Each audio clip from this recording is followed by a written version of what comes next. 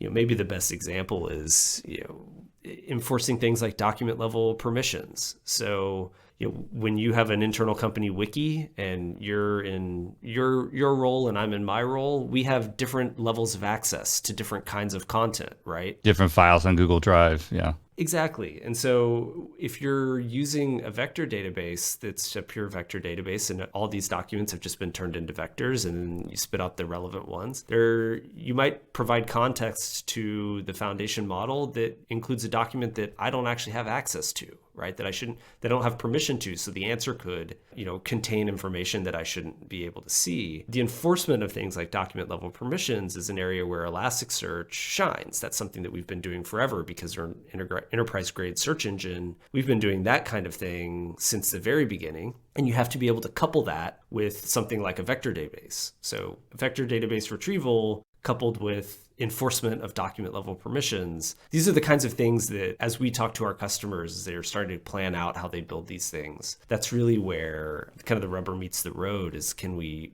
still do those things while using all these cool new technologies, which is where I think we really have a leg up, at least in this particular space. So if I want to build an internal system in my enterprise that allows people to generate content that speaks in the language of how other content has been generated by my enterprise, right? It's brand appropriate. It uses our voice, all of that. All right. I still need this, like you said, I still need this last piece. Whatever I put through Elastic, I still got to push it through like OpenAI's API or something like that. So how do I do that in a way which doesn't end up generating an answer that was based on a document that I wasn't supposed to see in the first place? Like, do I need a separate LLM model that's per user still somehow that was trained on the data that each user could personally see? So you shouldn't have to, because we're at no point in time, and this is actually one of the reasons that fine tuning is so maybe I could have said it earlier on, primarily two ways that you bridge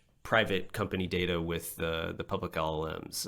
One is this retrieval augmented generation that I've been talking about. The other is to do fine tuning, where you provide your own documents and you kind of like retrain the model a bit. It tends to be pretty expensive, but that's actually a scenario in which if you're fine tuning, you would probably have to fine tune on a per user basis, because you would have to fine tune the model on just the documents that Matt is able to see inside of the Google Drive and inside of the wiki. And then we would have to do another one for you and another one for Steve. And that becomes very difficult. But if your retrieval model enforces all of these permissions, and you're only providing context to the LLM that includes documents that I have the permission to see, then it won't it won't give an answer outside the lines or using content that I didn't have permission to access. So that's one of the other reasons that people, I think, have leaned so heavily into retrieval augmented generation, and why I think that there's probably a long future for it. Even as fine tuning gets easier, it has a lot of sort of inherent advantages to some of the other approaches there.